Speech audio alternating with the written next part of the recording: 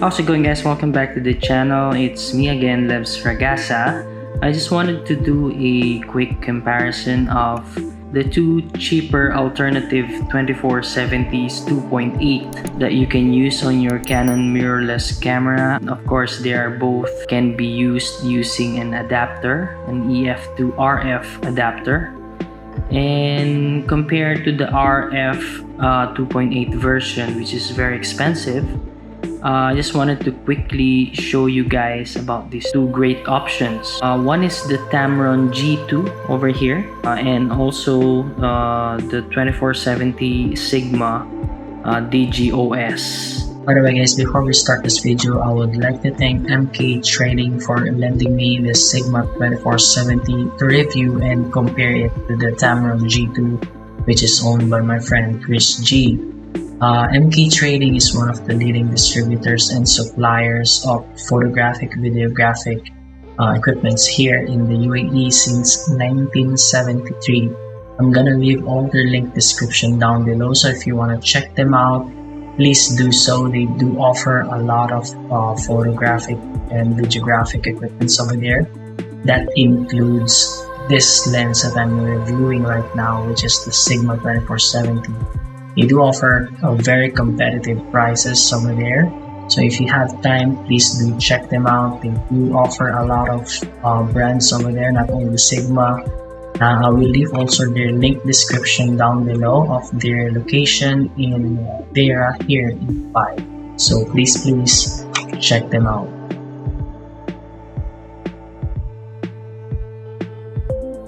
The Tamron G2 is a little bit taller than the Sigma. I think it's just because of the rear lens caps that they're having. So if you're gonna feel the lens, both this Sigma and Tamron are well built. They feel premium on the hand, and they're both weather sealed. Let's take a look how they look like fitted on an EOS R6. So first off is the Sigma 2470. So this is how it looks like using an adapter mounted into an EOS R6. So this is the Sigma 2470 2.8.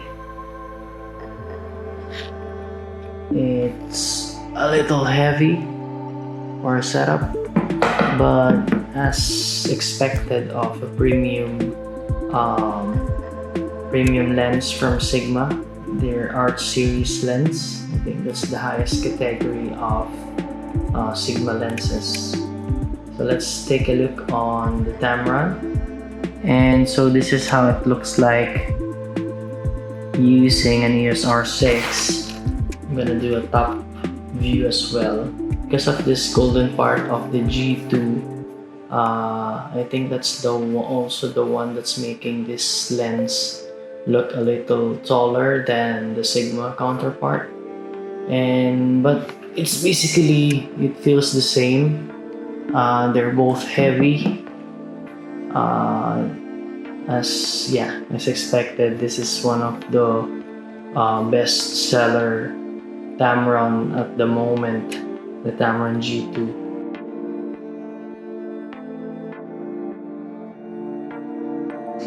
So both lenses have image stabilization built into the lens. So for the Sigma, it's called OS. So this is the switch that you can toggle to switch it off and on. OS means optical stabilizer or optical stabilization for Sigma. And for Tamron, it is called VC here. That's vibration compensation for the Tamron.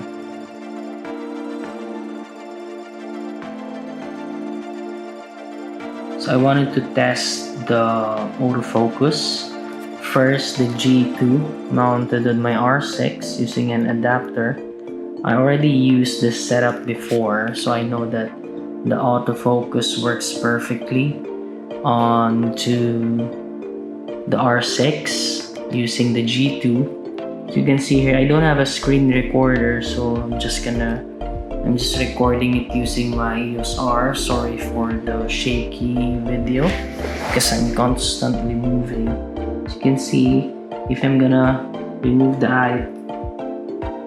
my eye, so it will focus directly into my face. So it's the face detection, and immediately pops in. It immediately pops into my eye whenever it's available. So yeah. So if you're a video shooter, this lens is a good option. I know because I have a friend, the owner of this lens. He uses this mainly for video work, so it's perfectly fine. Yeah, so this time around I'm using the Sigma lens right here.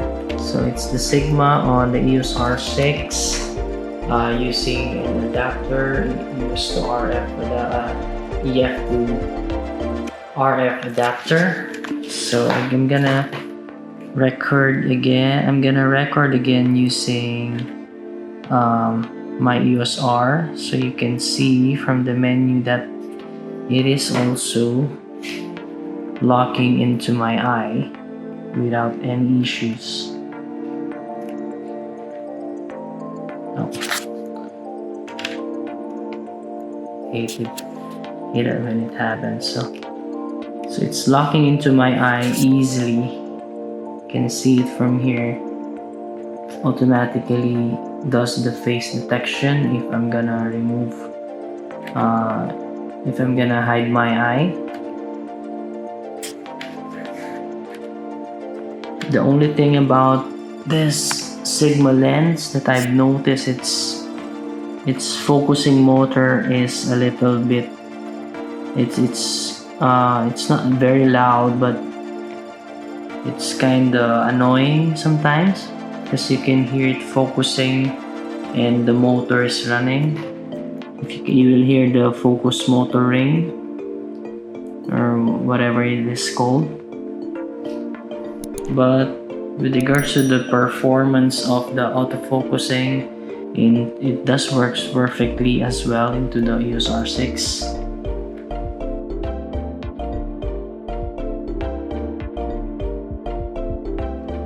So right now I'm just gonna do a quick image comparison between these two lenses. So I'm gonna start from 2.8 all the way up to f8 to see compare the sharpness of these two lenses in the middle and in the corners as well. So now we're going to do the image comparison of the Tamron and Sigma.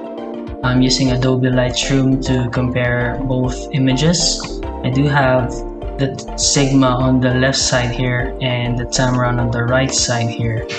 So the Tamron was shot 2.8 1/4 of a second. That's why a little bit brighter on the Tamron side, whilst on the Sigma I did shot this at 1/8 of a second.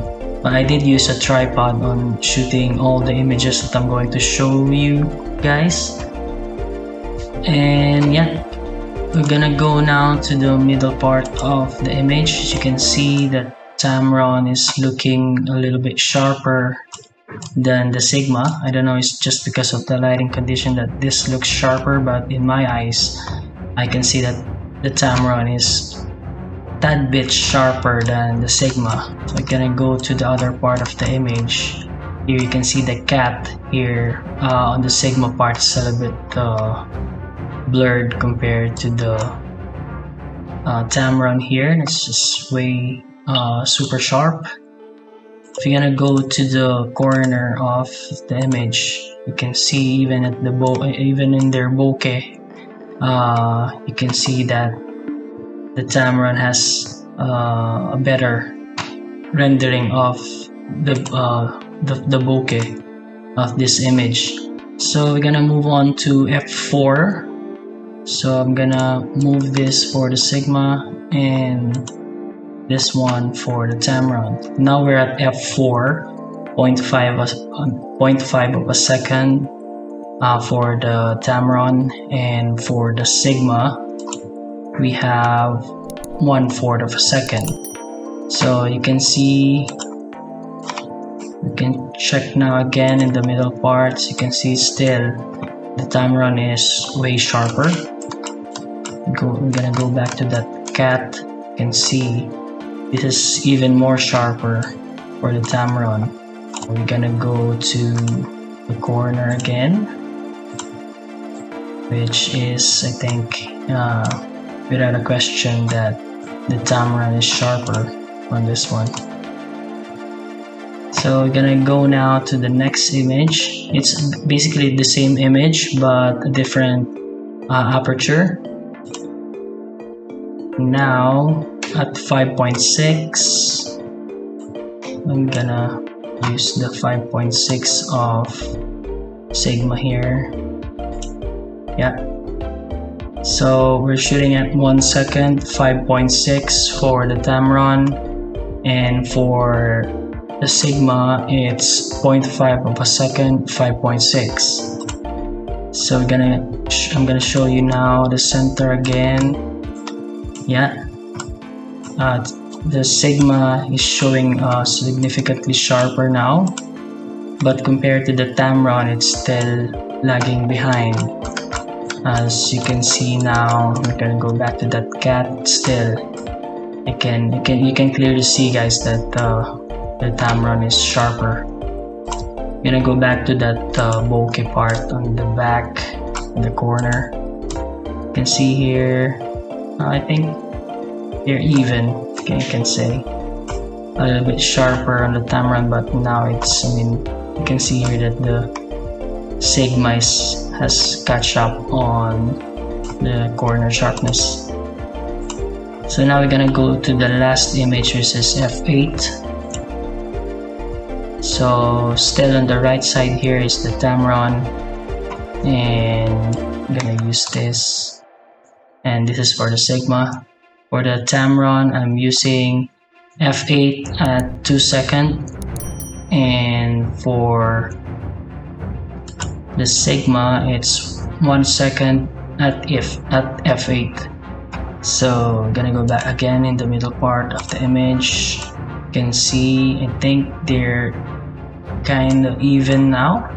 You can see here on the tires of this bus, I think the Tamron has more details. So we're gonna go back to that cat on top of the bus. Yeah, you can clearly see the Sigma improved a little on image sharpness, but it's still lagging behind the Tamron image quality. So we're gonna go back to the corner sharpness, corner bokeh. You can see here that the Tamron still, I think the Tamron still wins on the overall image quality sharpness. And yeah, that's it. I'm gonna leave the link description for you to download all these image files so you can compare by yourself, but I think on the image quality the Tamron is the winner here. So that's it for our quick comparison of these two lenses from Sigma and Tamron. I honestly think they're both very good for their price compared to the RF version, which is around 8,000 dirhams, which is very expensive. So if you are looking for alternatives, very good alternatives for 2470, given the fact that you don't mind using an adapter, these two 2470 2.8s are very good option. They cost half the price of the RF version. So if I were you, you try to test it yourselves and decide which one of these two are you getting. So if you're currently in the market, I hope this quick review can help you decide. And if you're still undecided which one to get, I do suggest you to rent this out first and test it by yourself. Okay, so that's it for today, guys. I hope you enjoyed this video. If you have any questions, please write in the comment section down below and I will try to answer. Even though I did use these lenses for very limited time. So again, shukran guys. I'll see you on the next one.